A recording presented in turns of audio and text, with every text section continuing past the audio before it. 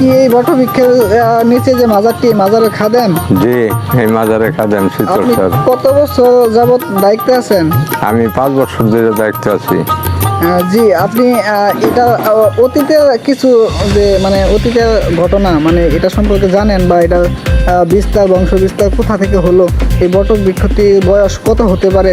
আপনি একটু বটবৃক্ষ 200-250 হইতে পারে। আমাদের মুরব্বীর কাছে জানছি যে এটা শুনছি আর কি, যে এটা 200-250 বছর বয়স হয়েছে বটবৃক্ষরা। আর মাজার একটু কোন অনুসন্ধান পাওয়া গেছে শাহজালাল দরবারের থেকে, যে 360 জন আউলিয়ার যে একটা লিস্ট আছে, 126-এ তার ওনার নামটা পাওয়া গেছে। জি, এটা জিনার নামে এই মাজারটি, তার নামটা কি আসলে? হযরত শাহ শীতল নদী। জি, না তো অনেক ভক্তরা এখানে আসেন, তাই না? হ্যাঁ, অনেক লোকজন আসে, অনেক ভক্তবৃন্দ আসে।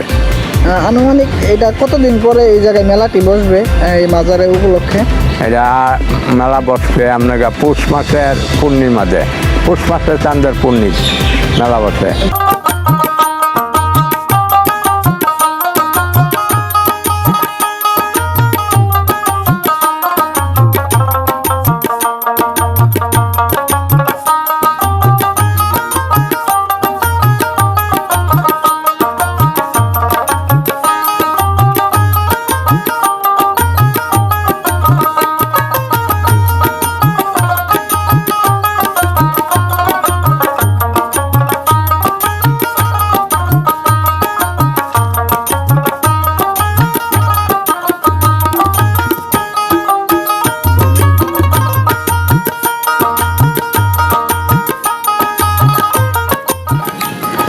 স্থানীয় জনগণ সূত্রে আমরা জানতে পারি এই মাজারটির বটবৃক্ষ যে রয়েছে এটির সঙ্গে নাকি কোনো একজন ব্যক্তি মানে বেয়াদবি করেছিলেন। তিনি আসলে কি তার সাজা পেয়েছেন কিনা?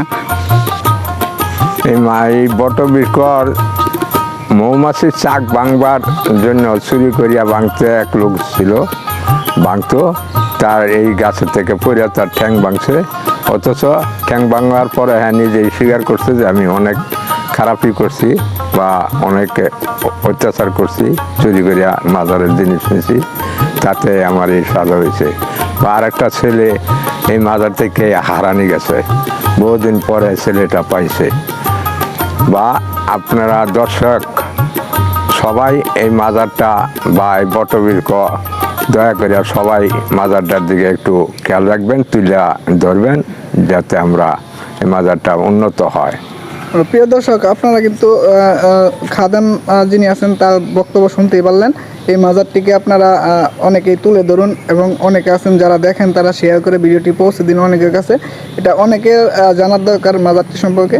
আসলে আমরা অজানা সত্ত্বে অনেক গাছ বা অনেক কিছুর উপরে অন্যায় অত্যাচার করে থাকি, সেজন্য আমাদের সাজা হয়ে যায় অজান্তে। অজান্তে কোনো কিছু না হোক, আমরা সেটাই আপনাদেরকে জানানোর জন্য এসেছি। ধন্যবাদ সকলকে। সেলিম মাহমুদ।